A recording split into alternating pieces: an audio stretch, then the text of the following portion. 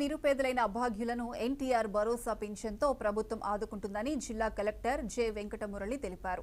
ఎన్టీఆర్ భరోసా pension పథకం నగదు పంపిణీ కార్యక్రమాన్ని ఇవాళ బాపట్లలో లాంఛనంగా ప్రారంభించారు. ఉదయం 6 గంటలకు భీమావారిపాలెంకి చేరుకుని జోరున కురుస్తున్న వర్షంలోనే లబ్ధిదారుల ఇళ్లకు వెళ్లి నగదు అందించారు. నిరుపేదలకు రాష్ట్ర ప్రభుత్వం అండగా ఉంటుందని వారికి భరోసా కల్పించారు. ఎలాంటి పరిస్థితులు ఎదురైనా నెల మొదటి రోజే పింఛన్ నగదును ప్రభుత్వం అందిస్తుందని వారికి హామీ ఇచ్చారు.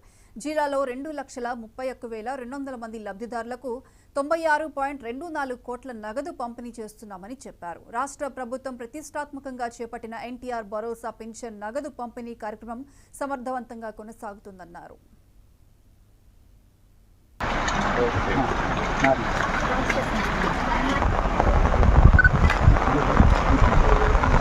మేడం కొంచెం వెనుక్కోండి, అందరూ సరే.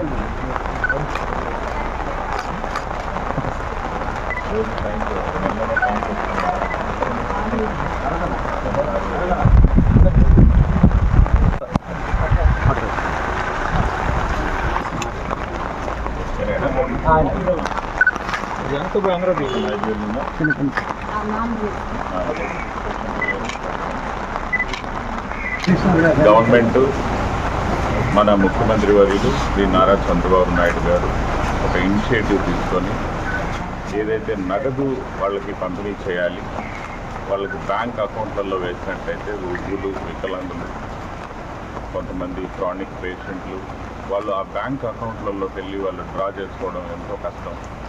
ఆ సమయంలో వాళ్ళు బ్యాంకుల దగ్గర పడిగాపులు కాస్తూ ఎన్నో ఇబ్బందులు పడ్డారు. వాటన్నిటిని దృష్టిలో పెట్టుకొని సచివాలయాల్లో మనకు 11 రకాల మంది ఉద్యోగులు ఉన్నారు. ఆ ఎంప్లాయీస్ డెఫినెట్గా దీన్ని నగదు పంపిణీ చేయగలుగుతారని ఆయన ఒక ఆత్మవిశ్వాసంతో ప్రారంభించారు ఈ కార్యక్రమాన్ని. దాన్ని అందిపుచ్చుకొని జిల్లాలలో అన్ని జిల్లాల్లో ఉన్న కలెక్టర్లు, సిబ్బంది, ఎంపీడీఓలు, కింది స్థాయిలో ఉన్న సచివాలయ ఎంప్లాయీస్ అందరూ కూడా స్ఫూర్తిగా తీసుకొని బ్రహ్మాండంగా చేస్తూ ఉన్నారు. ఈరోజు కూడా మనం చూస్తే బాపట్లలో జోరు వర్షం, ఫోర్కాస్ట్ చూస్తే 3 రోజులు కంటిన్యూగా వర్షం ఉంది, 3 డేస్. అలాంటి పరిస్థితుల్లో కూడా మా ఎంప్లాయీస్ అందరూ ఇప్పటికే అన్ని జిల్లాలకి ఈక్వలెంట్గా పంపిణీ చేయడం జరుగుతూ ఉంది. మేము కూడా ఒక కాలనీకి ఇంత పొద్దున్నే రావడం జరిగింది. ఇక్కడ కూటమికి సంబంధించినటువంటి అనేక మంది మహిళా నాయకులు కూడా ఇంత పొద్దున్నే వాళ్ళు వెయిటింగ్ చేస్తూ ఉన్నారు. అట్లనే పెన్షన్ పంపిణీ చేసినప్పుడు వాళ్ళందరూ కూడా ఎవరైతే బెనిఫిషరీస్ ఉన్నారో చాలా సంతోషాన్ని వ్యక్తం చేస్తూ ఉన్నారు.